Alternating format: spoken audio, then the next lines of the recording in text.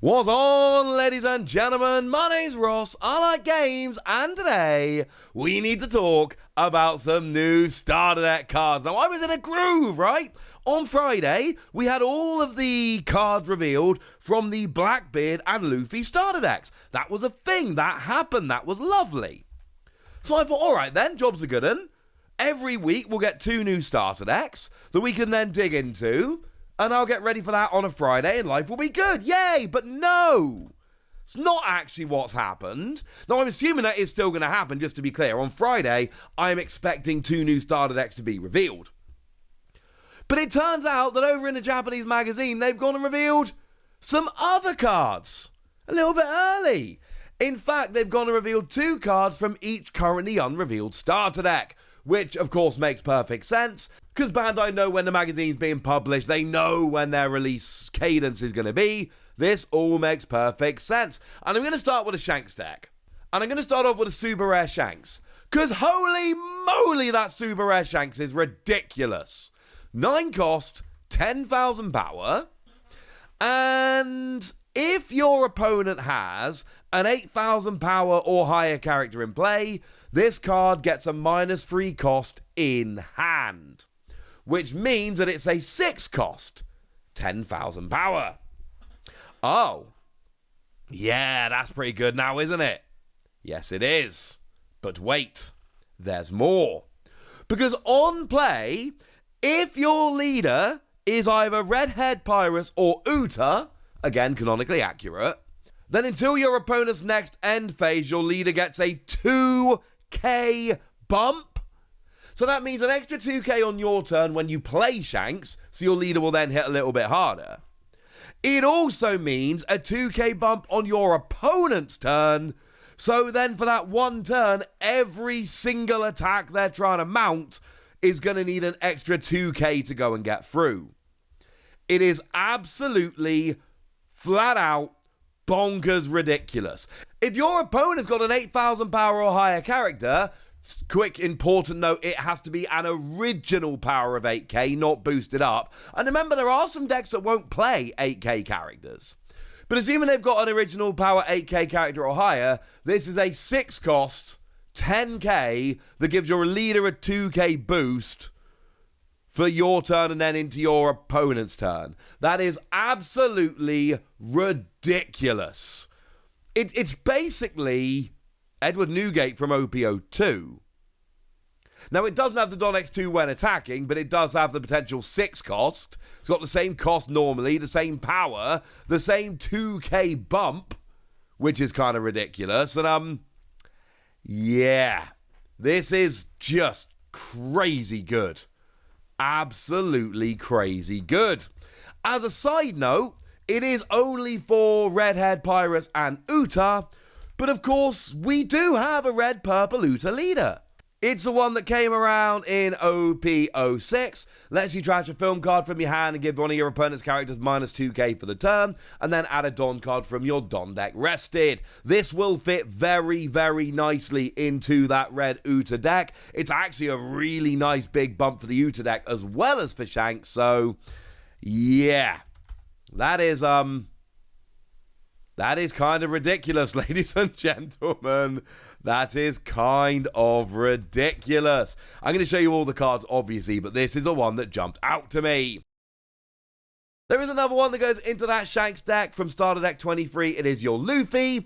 1 cost 2k, counter plus 1,000. And we've got activate main, rest a Don, and one of your opponent's characters gets -1k for the turn. It's fine. It's not bad. Basically, it lets you pay 1 Don every turn to minus one of your opponent's characters by 1,000 so that you can try taking them out, etc., etc. It's all right. And we know that Red does play a lot of power-lowering stuff, and then a lot of cards that can be removal based on power. So we've seen a bunch of this kind of stuff in Red, but having one that's just a pay 1 minus 1,000, not too shabby, ladies and gentlemen. Not too shabby. It's no Shanks, but it's not too shabby. But hey, if you like boosting up your leader by 2k, might I introduce you to Law and Bepo. Now this is from starter deck 24, which is your Bonnie starter deck. Also, I don't think it's a coincidence, and just to be clear, I'm absolutely certain it's not, that they're basically showing 2 cards from every starter deck, and they also happen to be showing one of the 2 super rares in the deck, which just so happens to leave the other super rare for the official website reveal. Wow! Who could have planned that? So we got 3 cards from the starter decks I'm showing you here. We've still got 3 cards to come, including a second super rare. So what we've got is 10 cost 11k, and then on play, you get to rest up to one of your opponent's characters, and they do not activate during your opponent's next refresh phase. So you're resting a character, but for their entire next turn, and then your next turn, and, you have this turn, then your opponent, then you, and then on their next turn's refresh phase, they will become active. And then, if your opponent has got 2 or more rested characters, and they're going to have at least one, because you just rested one, so as long as they've got one in addition to that, then your leader gets a 2k bump until your opponent's next end phase. Oh. Yeah. That is, boy howdy, that's pretty good. And look, a 2k bump on your leader is absolutely absurd. A 2k bump on your leader means every single attack your opponent wants to be launching during their next turn, they're going to need an extra 2k to go and pull off. It is absolutely redonkulous. Now, I will say it actually works slightly better with Shanks, because Shanks gives minus 1,000 on your opponent's attack, so it essentially makes your leader a 9k for one attack, and then an 8k for the rest, which is absolutely redonkulous.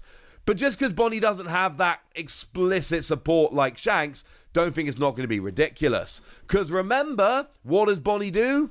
Well, when your opponent attacks once per turn, you pay 1 to rest one of your opponent's leader or character cards. When do they refresh?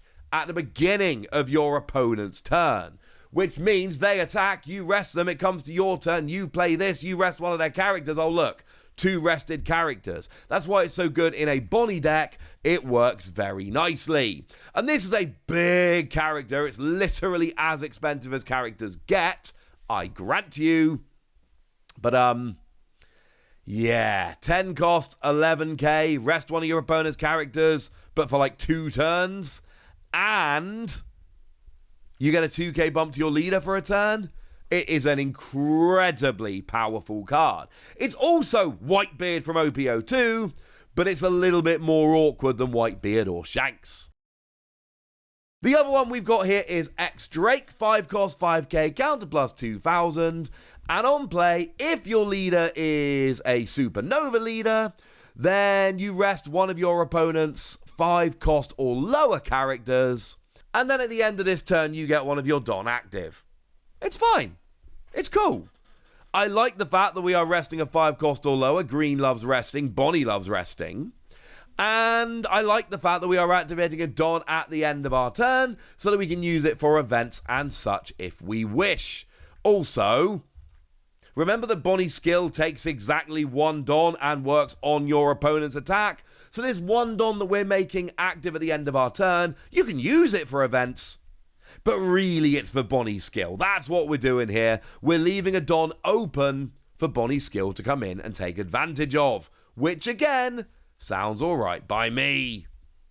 Now we got ourselves a super rare Buggy here, 4 cost, 1,000 power, counter plus 1,000.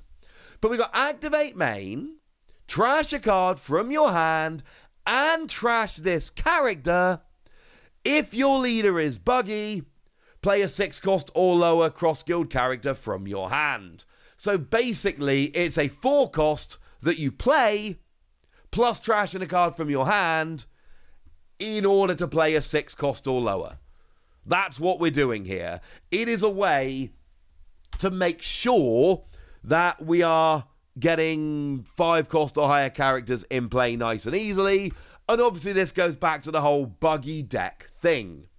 Because the whole point of Buggy is, it really, really revolves around that 10 cost Buggy, whereby you put one of your opponent's characters to the bottom of your deck, but if you don't have 5 cost or higher characters, then you've got to bottom deck it straight away. Your leader skill in Buggy is all about resting 5 Don to play any character from your hand. Here you are playing a 6 cost essentially for 4 cost, but you do then have to trash essentially 2 cards from your hand, Buggy and another one when you activate the skill. And I really don't see how this Buggy deck doesn't have the 10 cost Buggy. Remember, you only get 2 super rares per starter deck, but the 10 cost Buggy's only a rare. So it's another skill. If we can get Buggy consistently, getting that 10 drop Buggy out, it is a monster of a deck. So I'm just telling you, it's another card that's going to help with that, which is lovely. We've also got Alvida here, 4 cost, 5,000 power, counter plus 1,000. And if you've got 2 5 cost or higher characters in play, this gains +1 cost. Absolutely crucial, because it's then a 4 cost, which counts as a 5 cost. And remember, the 10 drop Buggy needs 5 cost characters.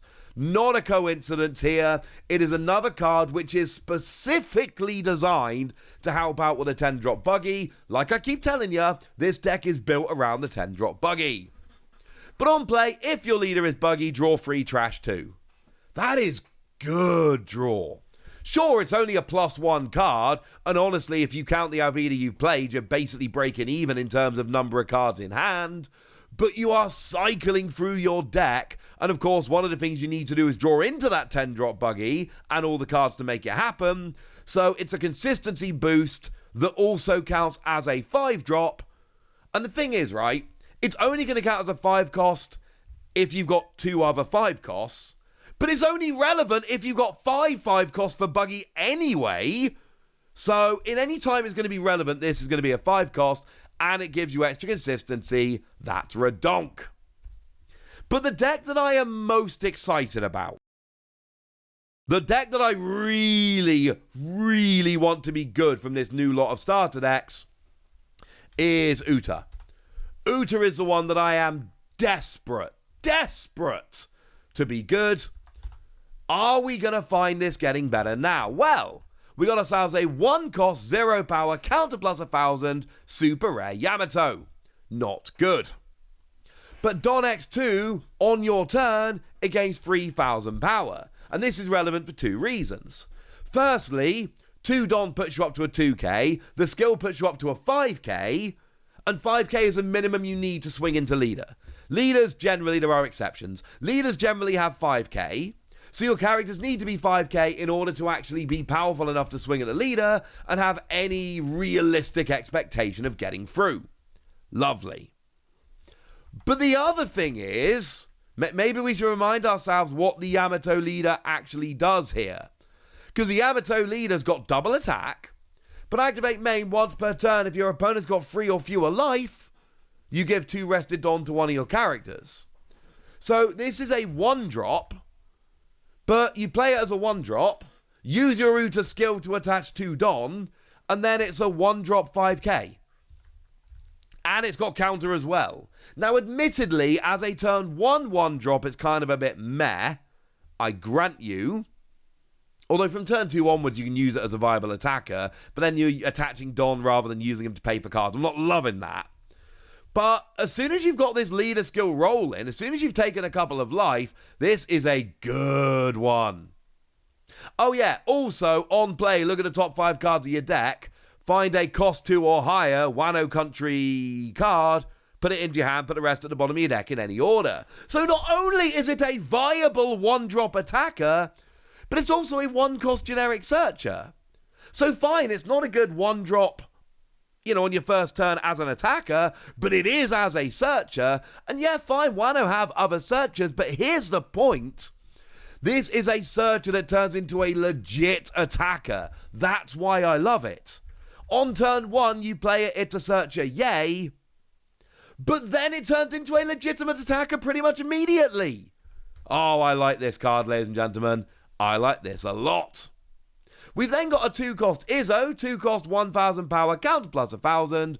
Don X2, this character gains blocker. Obviously, again, we're looking at the leader skill to put 2 Don on to make it into a blocker. But on play, if your leader is Wano Country, it gains banish for the turn. Oh, this is good.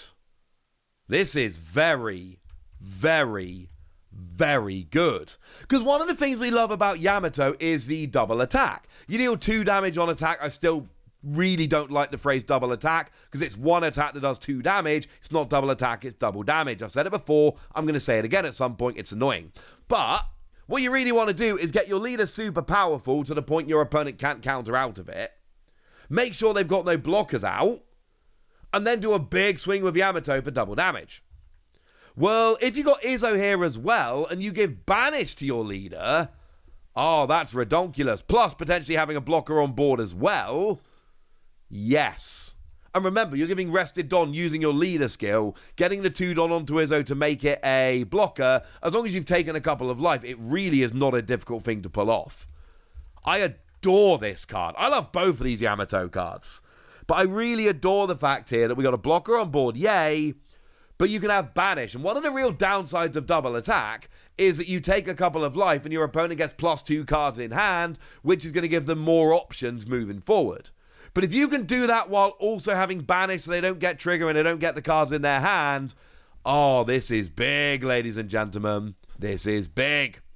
So yeah, there we go. These starter decks are looking good. The Shanks looks absolutely absurd, obviously. I think that the 10 cost Law and Bepo is expensive, but it looks really good. I like the fact that Buggy's got some new tricks. And then, of course, these 2 cards from Yamato are making me very happy. I love this, but I want to know what you think. So let me know in the comment section, would you? Good us! Be nice. And then make sure you like this video, subscribe to this channel, follow me on Twitter at TheWasi. That's where we talk about One Piece and a bunch of other card games. And please do consider checking out patreon.com/PTCG Radio, where you can support the channel, get some bonus podcasts, join a Discord, and all kinds of fun things. But by far the most important thing as always, look after yourselves till next time, would ya? Thank you very much for watching. My name's Ross, and you've been watching Wasi Plays.